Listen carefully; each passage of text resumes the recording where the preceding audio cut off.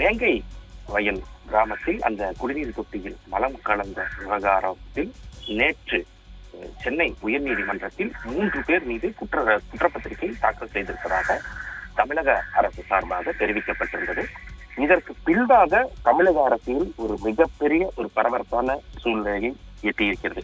குறிப்பாக ஏற்கனவே இந்த குடிநீர் தொட்டியில் மலம் கலந்த விவகாரம் தொடர்பாக சிபிஐ விசாரணை கேட்டிருந்தது மார்க்சிஸ்ட் கம்யூனிஸ்ட் கட்சி. இதை தொடர்ந்துதான் நேற்று இந்த குற்றப்பத்திரிகை 3 பேர் மீது தாக்கல் செய்யப்பட்டிருக்கிறார். அதில் 2 குற்றவாளி, அவர்களும் பட்டியல் இனத்தைச் சேர்ந்தவர்கள் என்று தெரிய வந்ததுதான்.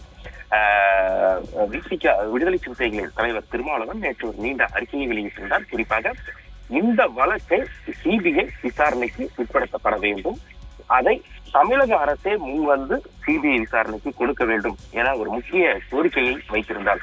குறிப்பாக திமுகவின் கூட்டணியில் இருக்கக்கூடிய இரு கட்சிகளுமே இந்த கோரிக்கையை வைத்திருந்த சூழ்நிலையில் இன்று காலை தமிழக பாஜகவின் தலைவர் அண்ணாமலை ஒரு நீண்ட ஒரு அறிக்கையை வெளியிட்டிருக்கிறார்.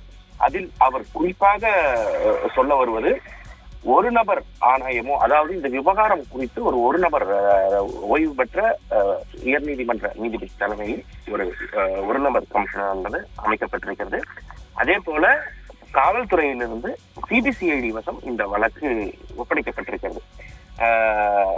அதாவது அந்த ஒரு நபர் ஆணையமோ சிபிசிஐடி விசாரணையோ முடிந்து இறுதி அறிக்கை இதுவரை தாக்கல் செய்யப்படவில்லை. யார் மீதும் வழக்கு பதியவோ குற்றப்பத்திரிகையோ தாக்கல் செய்யப்படவில்லை என்ற நிலையில்தான் நேற்று 23ஆம் தேதி அன்று சென்னை உயர்நீதிமன்ற தலைமை நீதிபதி முன் இந்த ஒரு பொதுநல வழக்கு விசாரணைக்கு வந்தபோது கடந்த 20/1/2025 அன்றே புதுக்கோட்டை சிறப்பு நீதிமன்றத்தில் 3 பேர் மீது குற்றப்பத்திரிகை தாக்கல் செய்யப்பட்டுள்ளது என்று அரசு தெரிவித்திருக்கிறது. பாதிக்கப்பட்ட பட்டியல் சமூகத்தைச் சேர்ந்தவர்கள் மூலம் 3 மீது 20/1/2025 அன்றே குற்றப்பத்திரிகை தாக்கல் செய்யப்பட்டிருக்கிறது என்றால் 23ஆம் தேதி அன்று புதுக்கோட்டை சிறப்பு நீதிமன்றத்தில் குற்றப்பத்திரிகை தாக்கல் செய்ய சிபிஐ அவகாசம் கேட்டது ஏன், சிபிசிஐடி அவகாசம் கேட்டது ஏன் என கேட்ட கேள்வியை முன்வைத்திருக்கிறார்.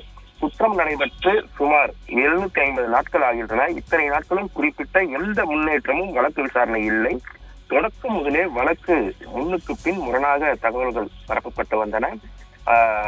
சென்னை உயர்நீதிமன்றம் விதித்த காலக்கெடுவுக்குள் வழக்கு விசாரணையை முடிக்கப்படவில்லை. 2 நாட்களுக்கு முன்பாக குற்றப்பத்திரிகை தாக்கல் செய்ய கால அவகாசம் வேண்டும் என்று காவல்துறை மனு தாக்கல் செய்திருந்த நிலையில் அவசரமாக பட்டியல் சமூக இளைஞர்கள் 3 பேர் மீதே குற்றப்பத்திரிகை தாக்கல் செய்திருப்பதாக கூறுவது பலத்த சந்தேகங்களை ஏற்படுத்தியிருக்கிறது. திமுக அரசின் கீழ் நடக்கும் இந்த விசாரணை மீது பொதுமக்களுக்கு துளி அளவும் நம்பிக்கை இல்லை. 2 ஆண்டுகள் கடந்த பிறகு வழக்கை எப்படியாவது முடித்துவிட வேண்டும் என்பதுதான் திமுக அரசின் நோக்கமாக தெரிகிறது. எனவே இந்த வழக்கில் நேர்மையான விசாரணை நடைபெற வேண்டும் என்ற நோக்கில் மாண்புமிகு சென்னை உயர்நீதிமன்றம் இந்த வழக்கில் சிபிஐ விசாரணைக்கு பரிந்துரைக்க வேண்டும் என குறிப்பிட்டிருக்கிறார். தொடர்ந்து இந்த வேங்கை வயல் விவகாரம் என்பது தமிழக அரசியல் ஒரு புதிய பரபரப்பை ஏற்படுத்தி இருக்கிறது. திமுகவின் கூட்டணி கட்சிகளும் சிபிஐ விசாரணை கேட்கிறது. அதே போல பாஜகவும் சிபிஐ விசாரணை கேட்கிறது. ஏற்கனவே கடந்த பல வழக்குகளில் சிபிஐ விசாரணைக்கு அவசியமில்லை என்ற திமுகவும் சரி, திமுகவின் கூட்டணி கட்சிகளும் சரி ஒன்றுபட சொல்லி வந்த நிலையில் இந்த வேங்கை வயல் விவகாரத்தில் சிபிஐ விசாரணைக்கு ஒரே குரல் ஏற்பட்டிருப்பது தமிழக அரசில் ஒரு பரபரப்பை ஏற்படுத்தி இருக்கிறது.